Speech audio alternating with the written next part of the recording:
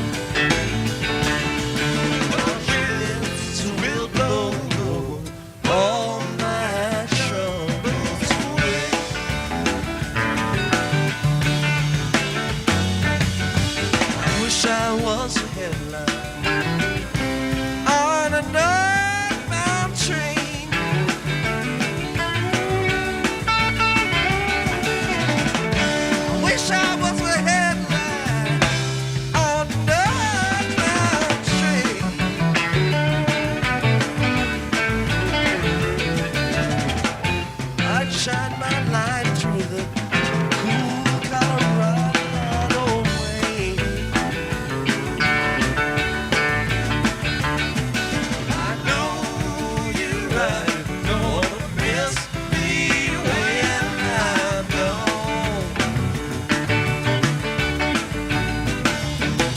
I know you're right, gonna miss me when I'm gone.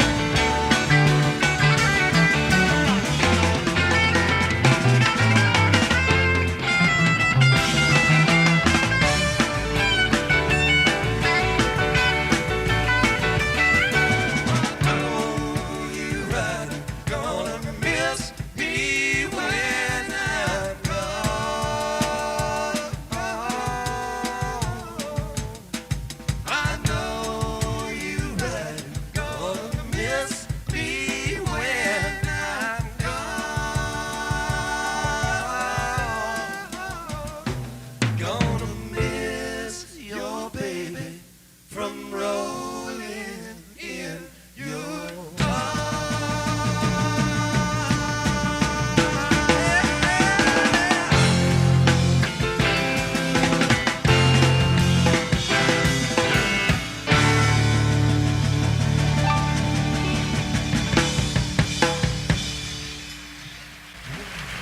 All right. Well, that was highly pleasant. Yeah. I Yeah. couldn't get over the tie-dye speakers. Oh, yeah. And did you notice most of them were Fenders back there?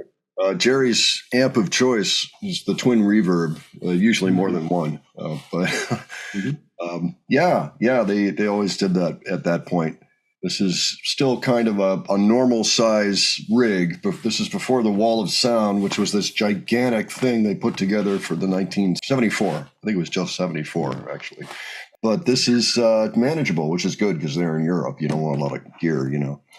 But a few things. First, this is a time in the Grateful Dead history where they've got the one drummer.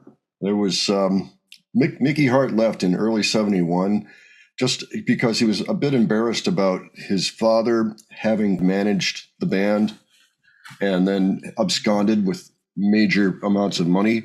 Oh, my God. Yeah, it was a terrible thing. So he was embarrassed about that. So he left from early 71 until the very last show they did in 74. So he was gone for basically the first half of the 70s because then they took 75 off. From the road. So they got to be more jazzy with just one drummer because there was, you didn't have to be as controlled to play with the other guy too. And so they took full advantage of that. I guess that's true. I guess it's really complicated trying to use two drummers. Yeah. I mean, it's cool and all, but it does kind of lock you into some things that, you can't turn on a dime the way you can with one guy, especially Bill Kreutzmann there is a great drummer, great jazz and R&B kind of drumming guy, both. He's perfect for that. Yeah, I mean, some people can pull that off, having two drummers, but it's really difficult. I've seen some good shows with two drummers. Yeah. I mean, they can, they're okay, but I tend to favor that period of the Dead, except for earlier. I actually do like the more primal stuff. Stuff 67 or 66, even all the way through to 72, 73, somewhere in there. And what else? Phil and his monster bass with all those knobs. I believe that's a bass that gives him the ability to put each string on a different speaker in a quad setting. So you can have speakers in every corner of the arena, and he can put one of his strings on each one and then play. Yeah, that's pretty wild. Yeah, so he was really into things like that and putting stuff together. And it's funny, he's the guy that looks like the college professor in the band. It's kind of a funny time period for him, and of course, Jerry, let me just look at something for a second. That's, I believe that is a guitar, didn't have the decal yet, if I'm correct. But I believe that was the alligator guitar, his Strat. You know, some of his guitars have names, and that one had that one. So. Okay. And we got one good shot of Keith on the piano, which was great because it seemed like they were having a hard time finding him. He's back there. It's always great seeing this band, but seeing them on this particular tour, which is, you know, arguably one of their greatest tours of all time of the band, is wonderful. Glad that happened. So, folks, if you'd like us to check out other selections by the Dead or other dates, just leave the suggestions below. Like I say, I know maybe this isn't the best version of China Rider from the entire tour. I know some people say, May 3rd, you should have done Paris, you know, which is fine. And that's the one on the official Europe 72 release, just the three records, you know, or 2 CDs. But this is the one that was on film, and it's pretty cool to watch. It's always different. This is a band you want to hear everything they did, not just the highlights. Put your suggestions anyway. Even if it's just audio, we might go with it, but we'll see. All right. And if you enjoyed this video, please give it a like. And if you enjoyed our presentation, please subscribe. All right. Thanks for joining us. This was fun. We're going to have to do this again soon. All right. Take care, folks. See y'all later.